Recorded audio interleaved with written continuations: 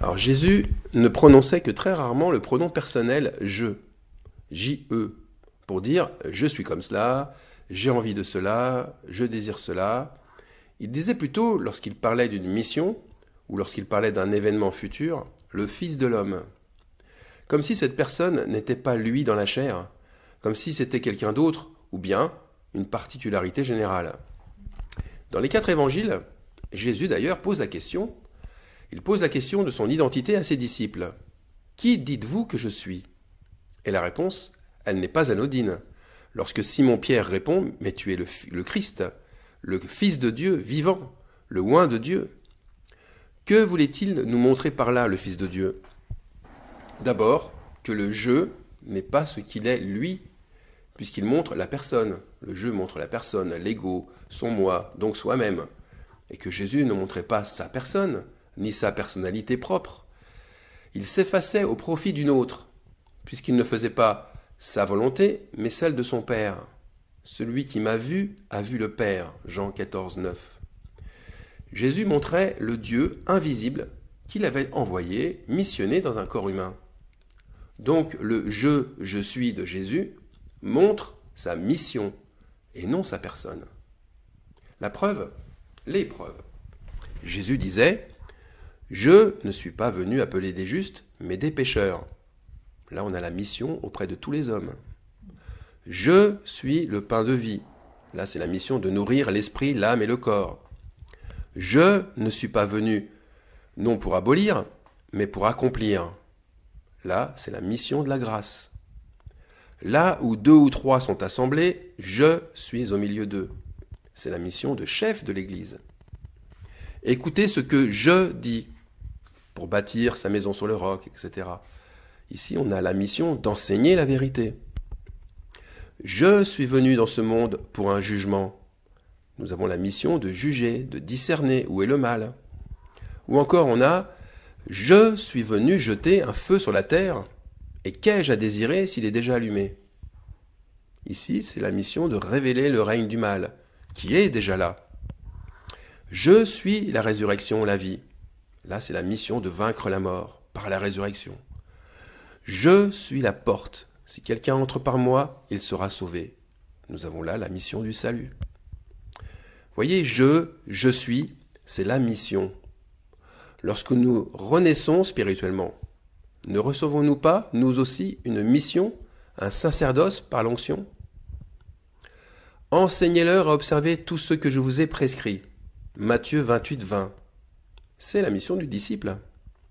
Et cette mission ne nous pousse-t-elle pas à ne plus nous investir en tant que je suis, mais en tant que personne? En tout cas, je suis en tant que personne, mais en tant que nous sommes, c'est-à-dire moi et le Saint-Esprit. Moi et le Saint-Esprit, nous enseignerons à observer tout ce qu'il nous a prescrit. Alors il y a une limite qu'on voit déjà. La limite, c'est ce nous sommes, doit disparaître pour ne plus être qu'un je suis. Ça, c'est dans l'esprit. L'esprit ne fait plus qu'un avec le nôtre. Et à ce moment, nous sommes des serviteurs, comme notre Père et Jésus le sont. Moi, je suis au milieu de vous comme celui qui sert. Luc 22, 27. Alors attention à l'erreur commune. Cette fonction de serviteur, elle n'est pas un préambule à celui de maître. On ne devient pas serviteur puis maître. Un maître qui cesserait en fait d'être serviteur parce qu'il a acquis un niveau supérieur, un niveau spirituel supérieur. Mais le maître, le je suis, il se voit dans le service. Il est passé maître dans son service pour Dieu, maître dans sa mission. Sans le Saint-Esprit, c'est vrai, je regarde encore à la comparaison. Je me compare et je ne suis motivé qu'à devenir maître en dépassant celui de serviteur. Or, serviteur, c'est la plus belle fonction de Dieu. En servant les autres, eh bien je me sers moi-même. C'est comme cela que Dieu est, et c'est comme cela qu'on devient un disciple accompli.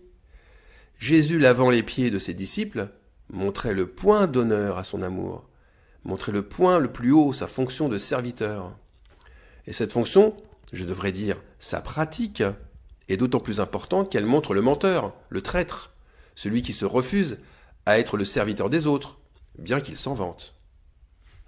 C'est ainsi, en servant les autres, que nous savons que notre « je » J-E, est pluriel, comme Elohim, un autre nom de Dieu, qui lui aussi est pluriel. Et même si nous sommes seuls, eh bien nous savons que nous vivons dans un corps composé d'âmes multiples. Alors pourtant, c'est vrai, il y a une chose paradoxale. Dieu se fait appeler « Je suis ». Alors est-il finalement centré sur lui-même? S'aime-t-il lui seul? On va lire le passage où justement il dit « Je suis ». C'est dans Exode, chapitre 3, des versets 13 et 15. Et Moïse dit à Dieu, « J'irai donc vers les enfants d'Israël, et je leur dirai, « Le Dieu de vos pères m'envoie vers vous. » Mais s'ils me demandent quel est son nom, que leur répondrai-je? Et Dieu dit à Moïse, « Je suis celui qui est. » Et il ajouta, « C'est ainsi que tu répondras aux enfants d'Israël. Celui qui s'appelle « Je suis » m'a envoyé vers vous. Voilà mon nom pour l'éternité. Voilà mon nom de génération en génération. » Donc, quand on regarde en apparence, « Je suis », ça semble marquer une réalité divine qui est permanente et même supérieure. Mais là aussi, s'arrêter à la contradiction sans chercher plus loin, c'est ne pas vouloir mettre la lumière en hauteur pour qu'elle éclaire la pièce entière. Le « je suis » de Dieu n'est pas un « je suis » exclusif, mais c'est un « je suis » inclusif. Dieu inclut sa création en lui. Dieu a fait placer le tabernacle au milieu des 12 tribus d'Israël. Il ne s'est pas placé à l'extérieur d'elles. Et une des meilleures preuves se trouve aussi dans ce que Jésus dit. C'est dans Jean 14, 10. Il dit « Ne crois-tu pas que je suis dans le Père et que le Père est en moi ?» Nous avons affaire à une inclusion totale, fusionnelle même. C'est-à-dire que le regard divin n'est pas porté directement sur lui-même. Le regard de Dieu se porte sur lui quand il se porte sur nous. Ça veut dire que Dieu se voit en nous comme nous-mêmes nous nous voyons dans les autres. Quand je me regarde, c'est vrai, je vois mon corps, ma tête, mes membres. Quand Dieu se regarde, il voit son corps, ses membres. Qui ses membres? Qui sont ses membres? Ceux qui l'adorent en vérité, en esprit et en vérité, parce qu'ils font sa volonté.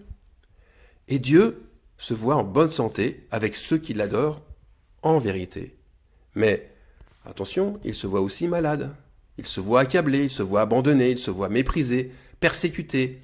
Il se voit même mourant avec ceux qui l'adorent qu'en parole, mais dont le cœur s'est éloigné de lui. Le mal, le mensonge, ça l'accable. L'idolâtrie, ça le répugne. Et la tiédeur, ça le fait vomir. S'il était toujours en excellente santé, notre Dieu, il n'aurait pas besoin d'être sauveur.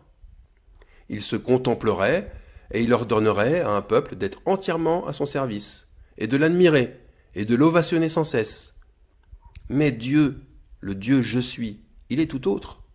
C'est un Dieu amour, mais un Dieu qui s'aime à travers les autres. Un Dieu qui évolue par la souffrance, la sienne, mais aussi celle des autres. Par le renoncement, par le sacrifice, par la négation.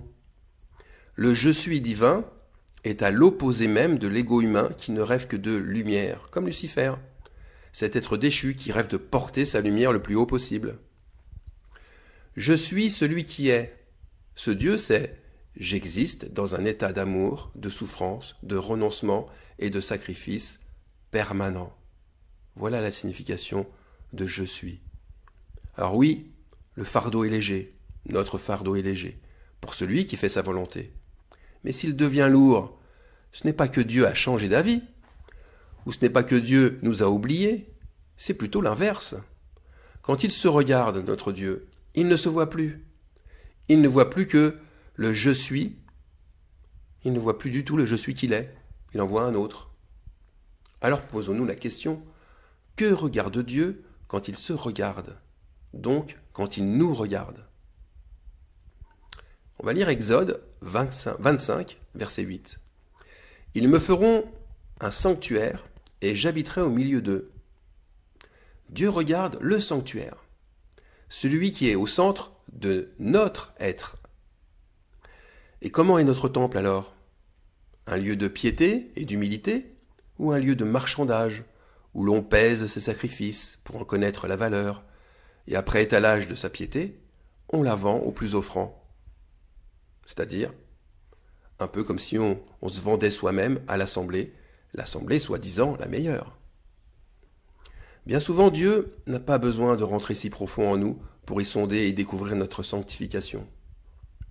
À l'entrée de la tente d'assignation, devant l'Éternel, c'est là que je me rencontrerai avec vous et que je te parlerai. S'il se rencontre avec nous, c'est bien qu'il se regarde là. Où ça? À l'entrée de la tente du tabernacle. Pas à l'intérieur, à l'entrée. Il regarde si son « je suis » est le même que notre « je suis ». Il voit ce que nous avons mis sur l'autel, ce que nous avons vraiment sacrifié pour lui. Il voit si notre offrande est agréée ou mauvaise, de la même manière qu'il a jugé celle d'Abel et de Caïn. Il voit si nos actes ont vraiment suivi nos paroles et si notre piété, ça n'est pas un écran de fumée qui cache en fait une bien fausse humilité. Et là devant l'entrée du tabernacle, Dieu regarde son corps. Et il le trouve bien souvent sale, répugnant, dégageant une odeur nauséabonde. Dieu regarde l'homme aujourd'hui comme il l'a toujours regardé, hier et éternellement, toujours devant la porte de son cœur. Rien n'a changé. À Adam, Dieu lui demande pourquoi il se cachait dans le jardin, et de quoi avait-il peur, et pourquoi cachait-il son cœur? Aujourd'hui, cette question, elle reste d'actualité. C'est la même pour beaucoup de croyants. Qu'ont-ils à cacher? Peut-être je suis malhonnête avec mon Dieu, peut-être que je refuse la vérité en face. J'en ai déjà parlé. Je suis, c'est le Dieu invariable, celui qui place un présent permanent. Tout ce qu'il avait comme projet, comme tout ce qu'il a prévu, c'est inclus dans ce présent. Il n'a pas changé avec le temps. Il ne changera pas, lui. Lui, sa parole, son esprit, c'est oui et amen. C'est un état présent, intemporel. Un jour est comme 1000 ans. Eh bien, il n'est pas enfermé dans un espace où règne le jour et la nuit. Alors il a tout prévu. Il a tout prévu pour un corps glorifié. Mais aussi, il a tout prévu pour un corps maltraité, humilié, souffrant et pour finir mourant. Dieu a prévu de sauver son corps par son esprit de consolation, Christ. Il sait que la maltraitance l'amènera à l'humilité, sa nature même. Il sait que la résurrection de son Fils sera le remède à la mort et que cette résurrection portera beaucoup de fruits. La gloire est à ce prix. Alors notre prière se résume donc dans le fait de demander, mais que notre jeu, J-E, notre jeu humain, devienne le jeu divin, celui qui nous fait partager sa gloire, en prenant notre place dans son corps. La mission de Jésus se voyait clairement. Eh bien la nôtre doit faire de même. Est-ce que nous sommes capables de dire « Les paroles que je vous dis, je ne les dis pas de moi-même, et le Père qui demeure en moi, c'est lui qui fait les œuvres ». C'est ce qu'on trouve dans Jean 14, 10. Car si nous avons le Saint-Esprit, eh bien c'est que nous avons obligatoirement aussi le Père. Cette grâce, Moïse l'avait aussi. Dieu lui avait, comme nous, aujourd'hui, donné rendez-vous. Voilà ce rendez-vous. Exode 25, 22. C'est là que je me rencontrerai avec toi, du haut du propitiatoire, entre les deux chérubins, placés sur l'arche du témoignage. Je te donnerai tous mes ordres pour les enfants d'Israël. Alors soyons attentifs à la voix de notre Seigneur, qui nous parle dans notre cœur, dans ce lieu très saint, entre ces deux chérubins. C'est là que notre foi grandit, et que notre unité prend forme, et que nous pouvons recevoir ce même nom divin, je suis. Amen.